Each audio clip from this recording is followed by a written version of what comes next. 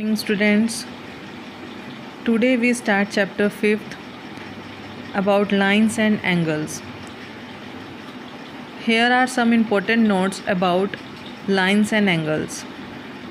First of all, you must have some knowledge about these angles. What are these angles and what are their measurements? Number first one is that is supplementary angles. What is supplementary angle?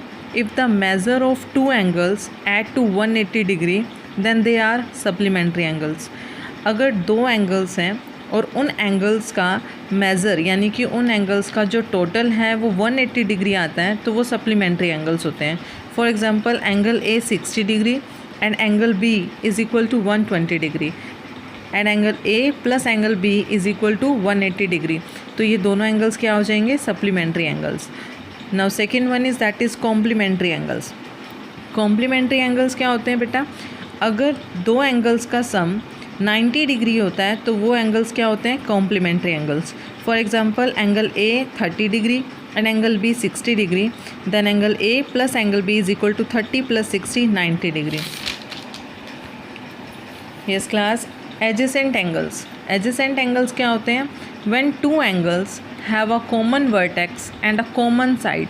जब कोई दो angles हैं और उनमें एक common vertex है. यहाँ पे कॉमन वर्टेक्स का है बेटा डी, और जो कॉमन साइड है वो है आपकी D B. Common vertex is D and the common side is D B.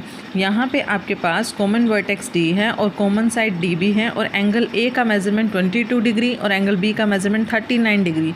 ये जो एंगल ए और एंगल बी हैं ये क्या हैं? Adjacent angles.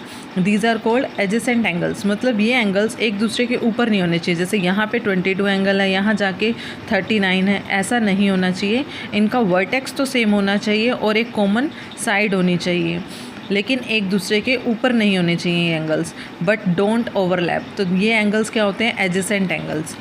Vertical angles. Vertical angles क्या हैं? These are the angles opposite each other when two lines cross.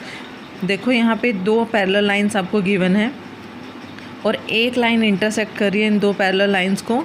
Parallel lines क्या होती हैं? जब दो लाइंस कहीं पर भी आपस में कट नहीं करती तो वो लाइंस क्या होती हैं? पैरेलल लाइंस होती हैं. और जब कोई एक लाइन एक दूसरी लाइन को इंटरसेक्ट करती है किसी भी पॉइंट पे, मान लीजिए ये पॉइंट है ओ, किसी भी पॉइंट पे एक लाइन दूसरी लाइन को इंटरसेक्ट करती है तो वो दो लाइंस क्या होती हैं? Intersecting lines. लेकिन यहाँ पर जो ये मान लीजिए ये लाइन एम है और ये लाइन एल है. ये एम और जो एल है ये आपकी कौन सी लाइंस हैं बेटा? Parallel lines. ये एम और एल आपकी पैरेलल लाइंस हैं. और जो ये आपकी एम लाइन है और मान लीजिए ये जो आपकी एन है ये क्या कर रही है? एम को इंटरसेक्ट कर रही है किस पे? ओ पॉइंट पे. जब दो लाइंस एक दूसरे के साथ इंटरसेक्ट करती हैं और यहाँ इसके यहाँ जो एक एंगल बनता है और एक यहाँ एंगल बनता है, मींस अपोजिट एंगल्स जो बनते हैं उन्हें क्या बोलते हैं? Vertical opposite angles. और ये जो वर्टिकल अपोजिट एंगल्स होते हैं ये इक्वल होते हैं, यानी कि एंगल 1 का measurement is equal to angle 4 होगा. Now acute angles. Acute angles क्या हैं? एक्यूट एंगल्स का जो मेज़र होता है वो 90 डिग्री होता है, 90 डिग्री से कम होता है. एक्यूट एंगल्स का जो मेज़रमेंट है वो 90 डिग्री से कम होता है. जिन एंगल्स का मेज़रमेंट 90 से कम होता है वो एक्यूट एंगल्स होते हैं. राइट एंगल्स क्या होते हैं? जिनका मेज़रमेंट 90 के इक्वल होता है वो राइट एंगल्स होते हैं. और ऑब्ट्यूज एंगल्स क्या होते हैं? जिनका मेज़रमेंट मोर देन 90 होता है, मीन्स 90 से अबव होता है, वो हमारे ऑब्ट्यूज एंगल्स होते हैं. Okay students, thank you.